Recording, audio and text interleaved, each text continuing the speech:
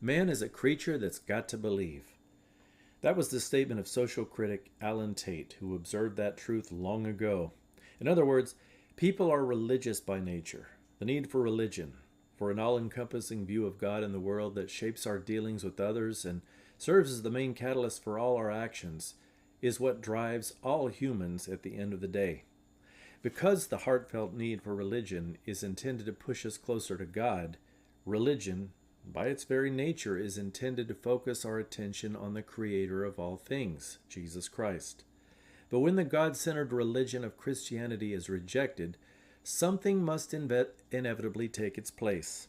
And for millions of people today, that something is the thin gruel of politics.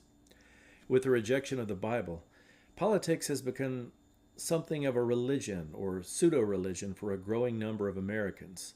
And the religion of politics came into its own during the manufactured health crisis of 2020. At that time, we saw just how strong the power of politics was to enslave most of the country to the whims of a handful of politicians and bureaucrats. The paradigm that entered to fill the void of those years was communism, or something very much akin to it. And communism demands the total devotion of the devotee.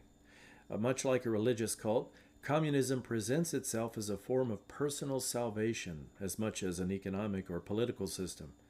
And we saw the response to this demand for devotion on the part of Americans who took part in the ritual of wearing the sacred vestment of the face covering, or presenting themselves as a living sacrifice to the holders of the needle.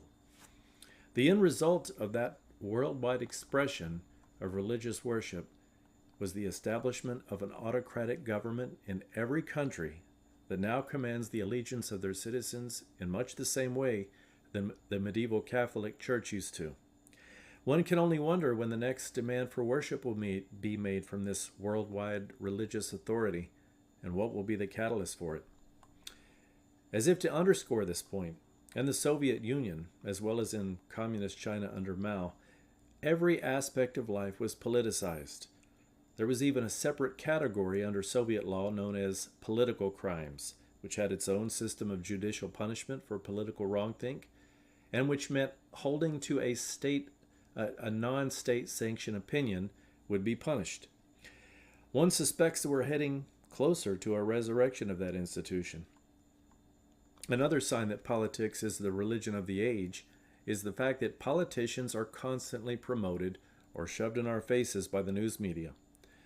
There was a time not long ago when most Americans had no idea who their own state senators were, or even the name of their governor, let alone the governors and senators of other states.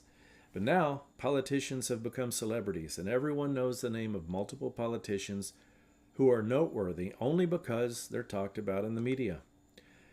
And what we're seeing as a result of this is that politicians have become gods. Now that the God of the Bible, Jesus Christ, has been rejected and replaced by political religion. As an example of this, look no further to the recent event involving Donald Trump being assaulted at a public rally. The media response to this event arguably makes it the biggest story of the year to date, with Trump's survival being likened to a miracle by some, while others have gone on to embrace him with a fervor that can only be described as messianic.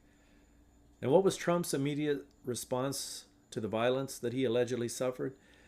Well, it was the photo op of the year, which has already made Time magazine's front cover, showing Trump giving the communist power fist salute to his followers, a sign of perhaps what is to come. The correct response to the obvious over-dramatization of politics by the media is to avoid the temptation to enter the fray. Voting for corrupt candidates offered by either political party is not the answer to what ails America. The answer is a return to Christianity and a repudiation of the political religion that threatens to subvert our personal sovereignty and plunge the nation into the depths of tyranny. For as the Bible tells us, where the Spirit of the Lord is, there is liberty. But the absence thereof is bondage.